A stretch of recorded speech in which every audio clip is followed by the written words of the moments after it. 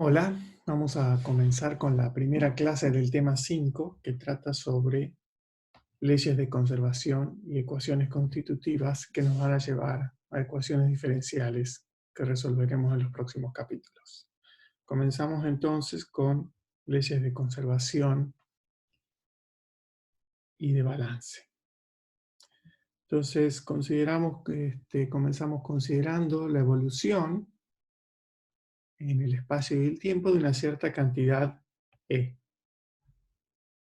Entonces, la siguiente observación, bastante intuitiva, es que la tasa de cambio temporal en una región R dada es igual a la tasa de inmigración menos la tasa de emigración a través de R del borde, más la tasa de creación menos la tasa de desaparición dentro de la región. Por ejemplo, si R representa la energía térmica en una región R a tiempo t,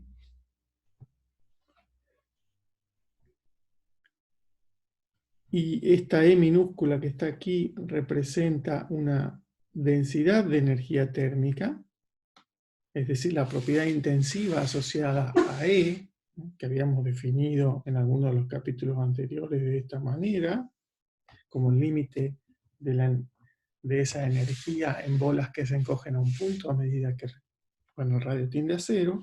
Entonces, la energía térmica en la región R es la integral triple de esa densidad de energía térmica. Entonces, lo que queremos estudiar es cómo cambia la energía térmica en esta región.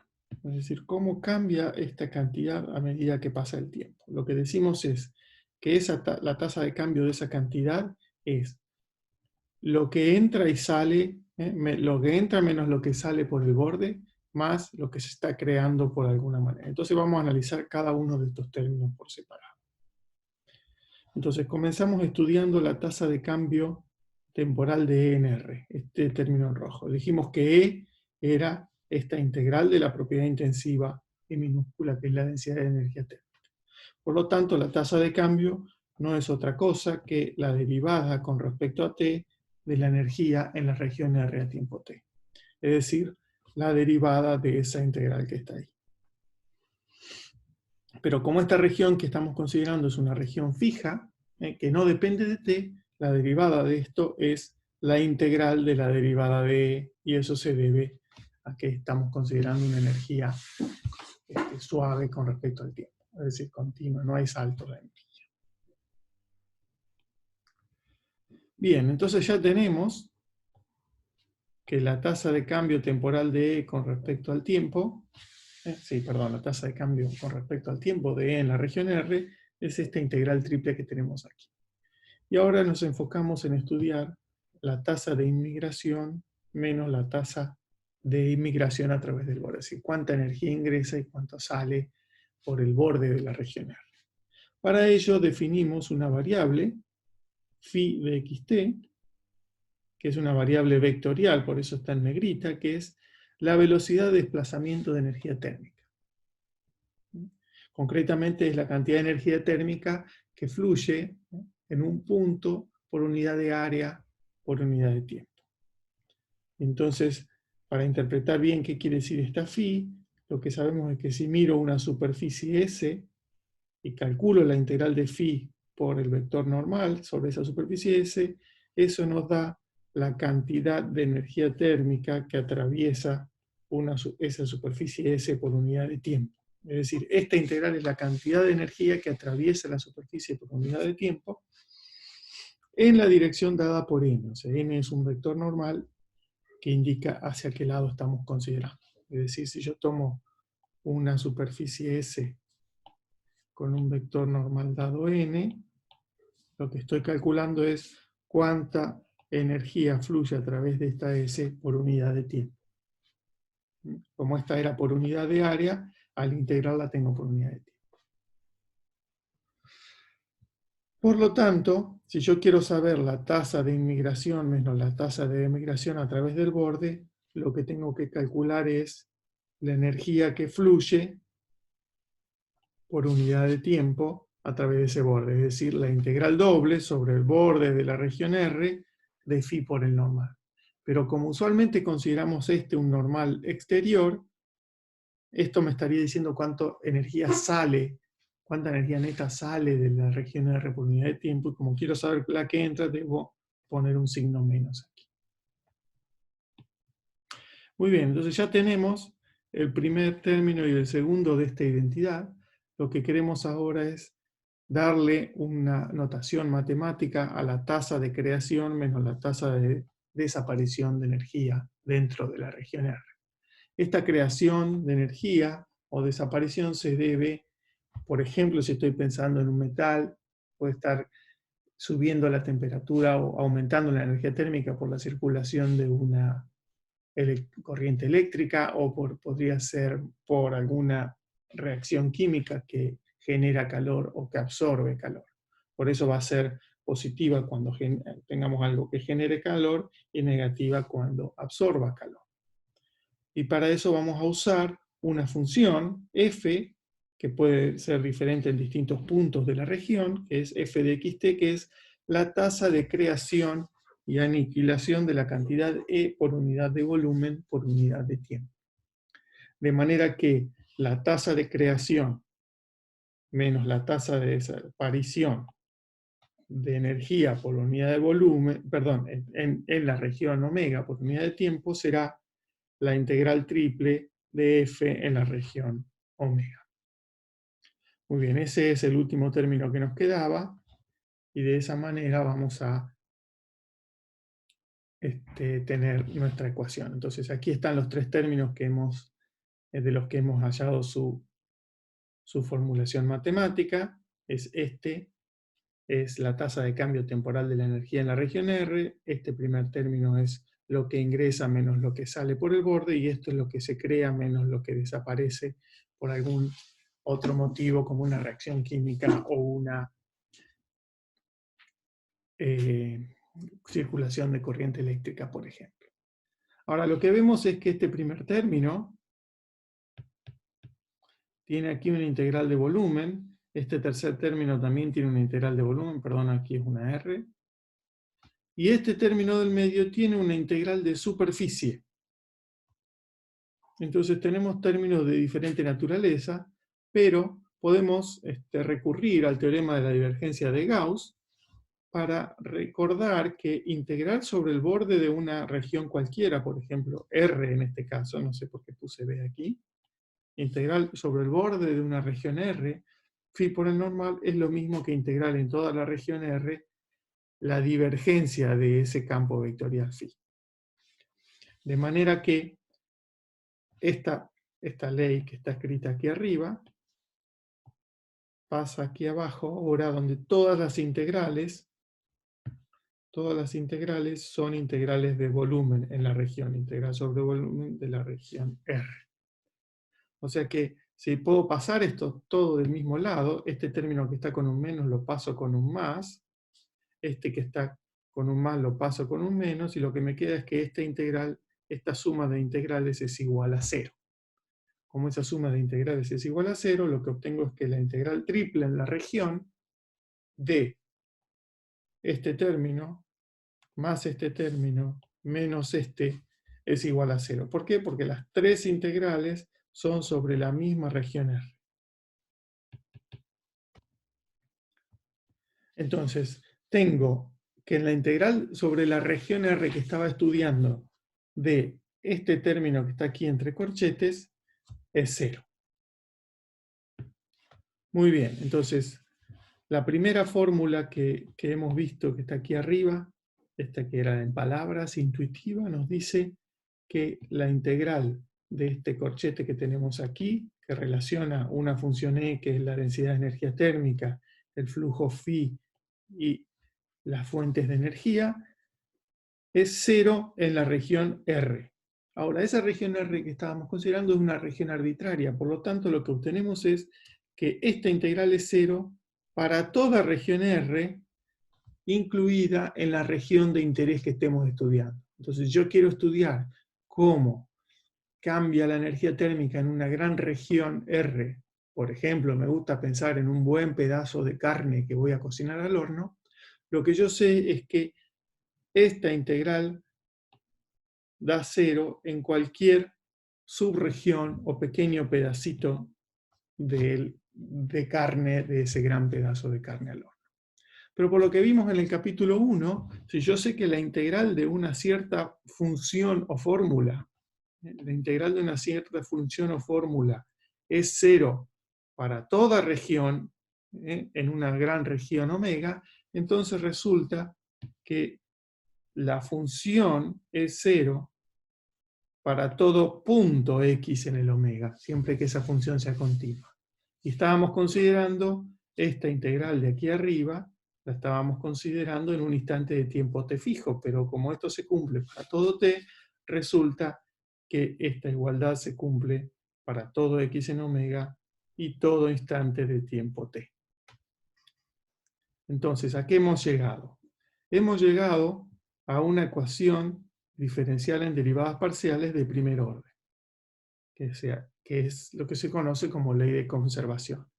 La derivada de la densidad de energía con respecto al tiempo es igual, más la divergencia del flujo de energía es igual a un término fuente que uno tenga. Una observación interesante, aquí hicimos toda esta deducción pensando en energía, pero si pensamos ahora en que C, por ejemplo, representa la concentración de un cierto contaminante en una laguna, que es también una densidad de masa de ese contaminante en el agua, y entonces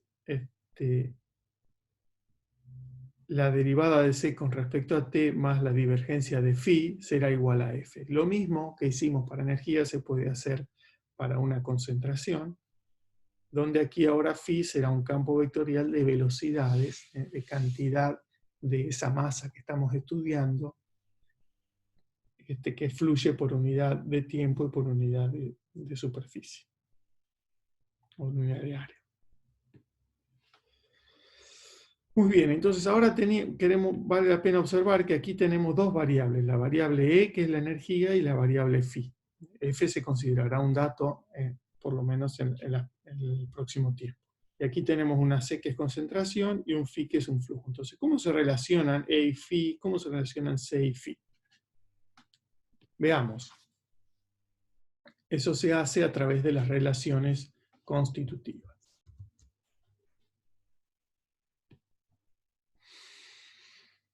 Bien, para poder relacionar estas dos variables, en el caso de energía térmica, usaremos la temperatura. Entonces, definimos U como la temperatura en el punto X de omega en el instante T. O sea, U es una función de dos variables, X, que es la posición en omega, y T, que es el instante de tiempo. Después definimos ρ, la densidad de masa en el punto X de omega, y C es lo que se llama calor específico del punto X de omega. El calor específico se define como la energía térmica necesaria para aumentar en una unidad de masa, perdón, en un grado, una unidad de masa, que en este caso usamos gramos de la sustancia que constituye el medio en el punto X. Entonces va de nuevo. El calor específico es la energía térmica necesaria para aumentar en un grado un gramo de la sustancia. De esa manera, la energía es el total que tiene un punto o una cierta región, es la capacidad calórica o calor específico, es lo mismo, por la densidad por U. Es decir, la energía que tiene una región es la cantidad, es la capacidad calórica por la masa, por la temperatura, si pensamos que esta energía la estamos considerando como la energía para elevar la temperatura desde 0 grados hasta la temperatura actual. Aquí estamos pensando en una situación simplificada en la cual ese calor específico no depende de la temperatura, solamente depende del material. Es decir, elevar de 1 grado a 2 grados una cierta unidad, material, pues cuesta la misma cantidad de energía que elevar de 100 grados a 101 grados ese material. Esa es la hipótesis que estamos haciendo para poder describir que el calor específico depende solo del material, o sea, del punto X, y no depende de cuál es la temperatura. Lo mismo estamos pensando de la densidad, esto sabemos que es una simplificación, pero podemos pensar en que vamos a trabajar en un rango de temperaturas en el cual la densidad no cambiará.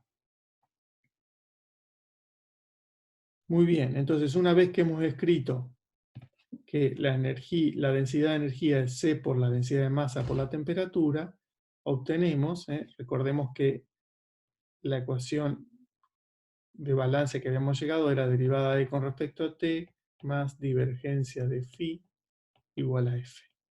Entonces, derivar con respecto a T de la E es lo mismo que escribir C por ρ por la derivada de U con respecto a T, y la divergencia de phi la dejamos todavía como está. Entonces, en esta ecuación, nuestras incógnitas son U y phi, y C y ρ son cosas que dependen del material, y F será un dato que depende del problema que estemos estudiando. Ahora queremos relacionar, voy a escribir acá, habíamos llegado a C por ρ por la derivada de U con respecto a T, más divergencia de phi igual a F. Lo que queremos hacer ahora es relacionar ese phi con la temperatura. Y entonces lo hacemos a través de la ley de Fourier. Una cosa que observó Fourier hace unos cuantos años es que la energía térmica fluye desde regiones más calientes hacia las más frías. Esa es la primera observación. Y la segunda observación es que la magnitud del flujo es proporcional a la tasa de cambio espacial, es decir, a la diferencia de temperatura entre dos puntos, al gradiente, a eso es proporcional la magnitud de la velocidad con la que fluye el calor.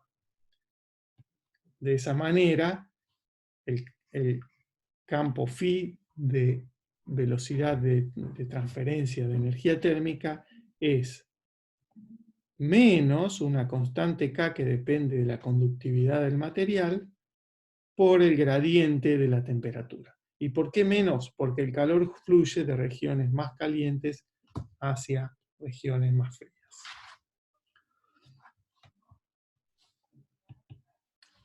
Muy bien.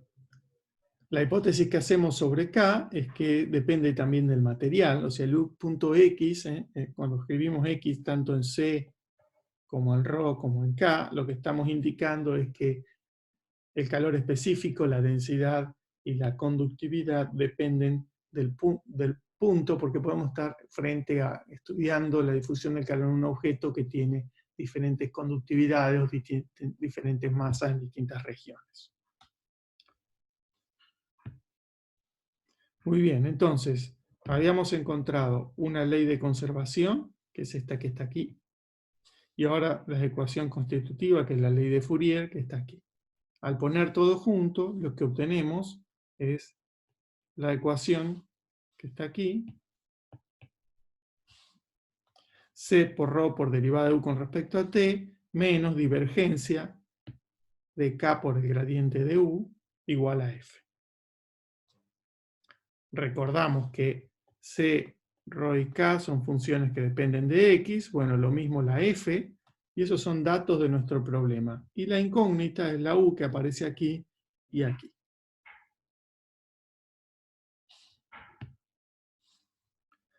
Entonces aquí hemos reescrito la ecuación, y lo que nos está diciendo que es, antes de pasar a mirar lo que sigue más adelante, lo que nos está diciendo aquí es que C por ρ, estas son coeficientes que dependen del material, por la derivada de U con respecto a T, o sea, la tasa de cambio de la temperatura en un punto, menos la divergencia de K por el gradiente de U. Este gradiente tiene que ver con cuáles son las temperaturas alrededor del punto que estoy mirando, igual a F. Si yo me olvido, si por ejemplo estoy en un caso en que no tengo fuentes de calor, lo que me está diciendo esto es que la variación de la temperatura, salvo coeficiente C y ρ, es igual a la divergencia de K por el gradiente de U.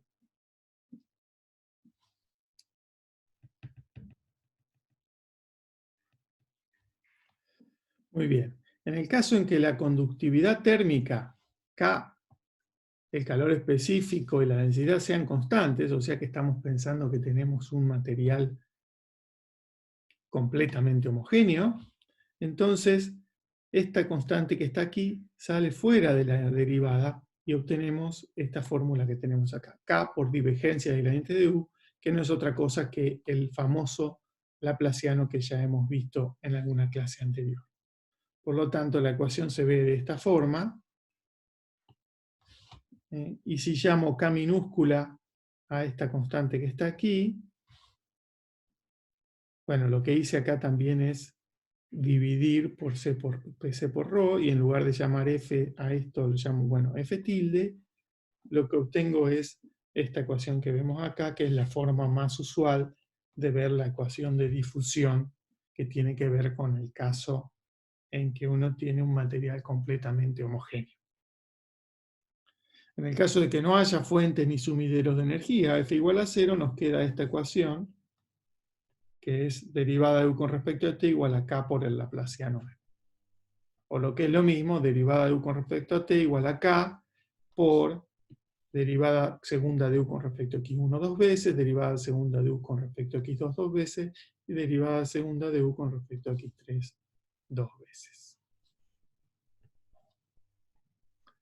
Una última observación. Cuando estamos considerando concentración de masa, habíamos visto que la ecuación era derivada de C con respecto a T más divergencia de phi igual a F, donde F eran los términos fuentes. En ese caso, aquí ya no teníamos energía y temperatura, directamente la variable es concentración. En ese caso tenemos la ley de Fick, que dice que el flujo de masa es proporcional al gradiente de la concentración, pero apunta en la dirección opuesta. Esta ley es igual a la ley de Fourier. La de Fourier decía que phi era menos k por el gradiente de U. Y esta dice que phi es menos k por el gradiente de C. Entonces, este es Fourier,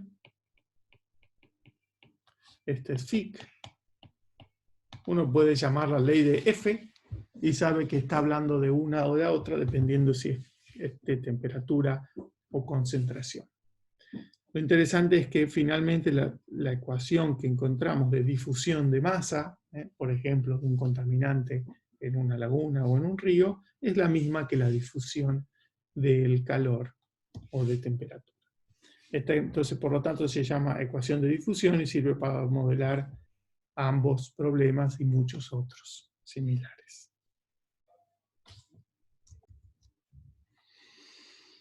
Muy bien. Pasamos a la siguiente sección, que es reducción de dimensiones. Y lo que decimos aquí es lo siguiente. En algunas situaciones es válido suponer que todas las cantidades son constantes sobre planos paralelos al x2 y al x3. ¿Qué quiere decir esto? Bueno, uno puede estar pensando en la situación en que estudia el flujo de calor en una barra que está metálica, por ejemplo, aislada todo el borde curvo lateral, y el calor fluye solamente de izquierda a derecha o de derecha a izquierda. Esa es una situación interesante de analizar. Y la otra que se me ocurre que tiene que ver con esto es que uno puede pensar que tiene una gran pared, que por ejemplo, donde da el sol de un lado y el otro lado está a 20 grados, que es la temperatura interna de una casa, de una habitación, y bueno, puede simplificar la situación y pensar que solamente el calor fluye de izquierda a derecha o de derecha a izquierda para tratar de entender cómo ingresa, cómo se calienta la casa o cómo hacer para mantenerla fresquita en verano.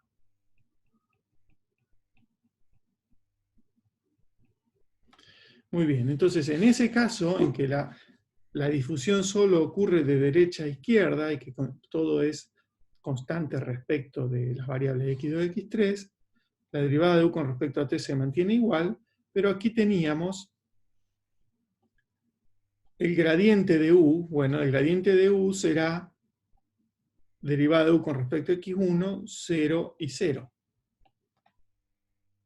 ¿Sí? Y la divergencia de este campo que resulta aquí, la divergencia de este campo que resulta aquí es menos, bueno, k por la derivada de esto con respecto a x1, y por eso nos queda esta fórmula que está aquí. Esto es la divergencia de k por el gradiente de u, es esto que vemos aquí. Porque solamente las derivadas con respecto a x2 y a x3 dieron 0. Entonces la ecuación del calor, que llamamos ecuación del calor unidimensional, es esta que tenemos aquí. Pero si vamos a considerar que solo hay una variable que es la x1, podemos bien llamarla x, y entonces la ecuación de calor o de difusión unidimensional es esta que vemos aquí, que se puede escribir de manera más simplificada de esta forma, utilizando subíndices para las derivadas. Aquí escribimos u sub t para indicar derivada de u con respecto a t, y aquí u sub x para derivar ux, y entre paréntesis ponemos este sub x aquí para indicar derivadas con respecto a x. Nuevamente. En el caso de que c, k y ρ son constantes, la ecuación queda simplificada de esta manera. Ponemos todas las constantes juntas en esta k minúscula, y también de esta manera más breve. Puede ocurrir también en que el caso en que uno tenga lo que se llama la ecuación de calor bidimensional, cuando piensa que hay una variable en la cual todo resulta constante.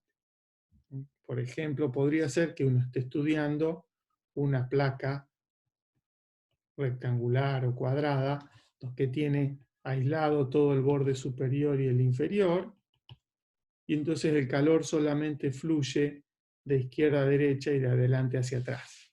En ese caso, la ecuación del calor resulta como esta. Lo que tengo aquí son las dos componentes del gradiente, porque la tercera componente vale 0 y ya ni la escribimos, y después se derivo respecto a x1 la primera y respecto a x2 la segunda para obtener la divergencia de k por el gradiente de u.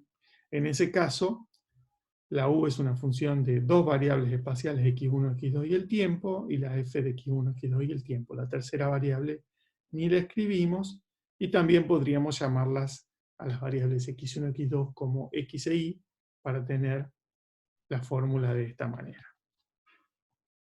Muy bien, con esto terminamos. Aquí estamos la ecuación de difusión bidimensional en el caso de coeficientes constantes, y con esto terminamos la primera clase de este capítulo. Y nos vemos en la próxima.